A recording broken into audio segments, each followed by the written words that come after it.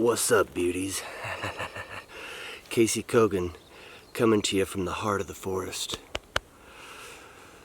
My heart comes to you.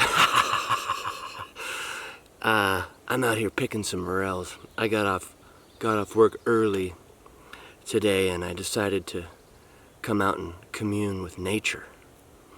Now I don't know if you could see this here, but this is a morel. Smells like vital essence. All these morels too, if you can see, they're covered in pine pollen. Double vital essence. Nice stuff. Yeah, beautiful. I found quite a bit today.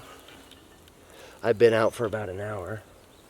Got these fatty bags here. Probably, I don't know. Feels heavy, 10 pounds, 20 pounds. But yeah, it's going great. But I wanted to share a message about communing with nature. A lot of people have asked me, where do you find your morel spots? Where do you find your mushroom spots? I don't just have morel spots. I have oyster mushroom spots. I have boletus spots. I got hedgehog mushroom spots. I got Amanita muscaria spots, if you know soma, if you ever heard of that. Really good stuff, really good medicine. But they ask, where do you find all these? How do you find all these? And it's a really interesting story I'd like to share with you, and hopefully somebody may be inspired to do something similar. But I've shared some of my story before about drug addiction and disillusionment with society and confusion, insecurity in my own personal self-esteem and self-worth. Not knowing my place, not feeling like I had a place. And so what I did, a couple of years ago, I came out into the woods and I said to the woods, I said, nature, I give myself back to you. I'm ready to forget about society and all that fancy stuff. I'm ready to let it go and learn how to live in harmony with you, nature. Please teach me. Show me your ways, please. I'm here to be guided back to the womb, to the connection, to where I belong, to my place in it. And almost immediately after that, the next day maybe, but shortly after that, it was a few hours or the next day, me and my family stumbled upon a huge patch of Amanita muscaria, this amazing magical mushroom. And I took that as a sign that nature was ready to show me, that nature had accepted my request and was going to show me. And so nature speaks a different kind of language. Nature doesn't teach like a teacher in school with a chalkboard and a ruler and a worksheet. Nature doesn't even speak English. In fact, nature speaks, you hear it? That language.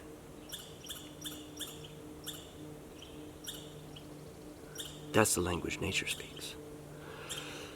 And I allow myself to learn that language through immersion. There's no book that'll teach it to you. You have to go out in nature and immerse yourself in it and listen to it, watch it, look at it, and be very respectful. Take very good care of it, because us society folk really have been completely removed from our understanding and our connection with it. So in getting back to it, it's really important to be very careful and respectful. So I come back to it, and as I come back to it, I listen and I allow myself to be guided. I love hunting mushrooms and other edible plants and forageable plants. I also like bird watching. It's kind of a new thing, bird watching, but it's really amazing. But so what I do with the mushroom hunt today on this morel hunt, what I do is basically I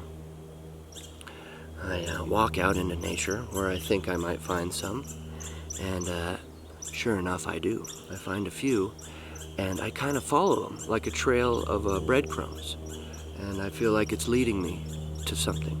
It's showing me something. It's unveiling. It's unfolding, and I'm following, and I'm picking these as I go, and I'm saying thank you every time, and I'm being very, very grateful for this amazing gift. And today, they led me on a little journey through the woods, and I just kept following them and picking them and seeing them here, seeing them there. And then I heard this really strange sound, this and I thought, ooh, what is that? It kind of sounded a little scary. I'm out here alone. I have no weapons. And it was a little bit scary, and it turns out I started looking around and trying to discover the sound, but not just charging away or towards the sound, just kind of carefully feeling the situation out. And I realized there was a deer watching me over there. And the deer, well, this is far, far away.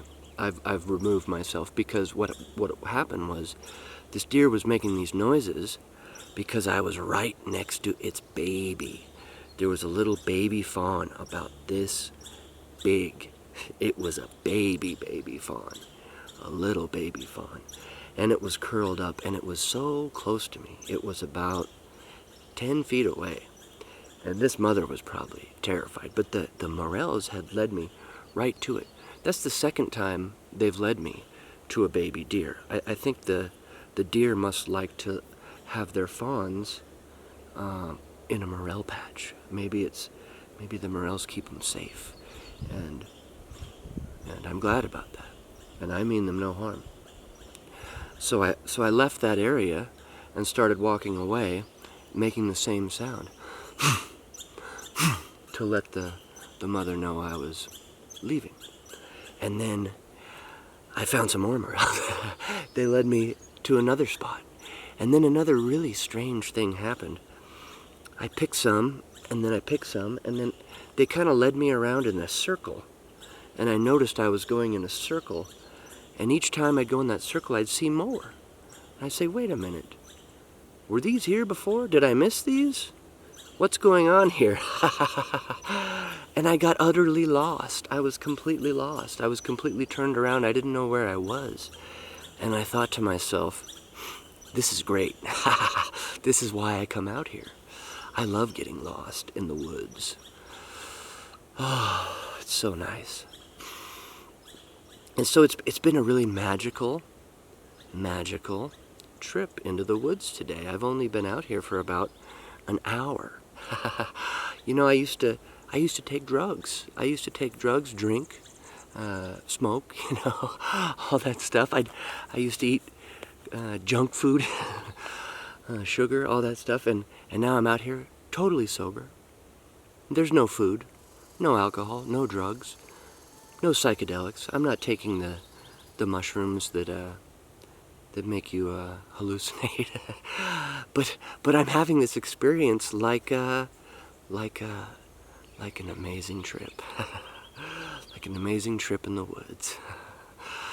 All I have is water, my backpack, and some morel picking bags, and my morel equipment, and I brought my camera just in case I was inspired to leave a message for my friends and people who might be inspired to do similar things with their life.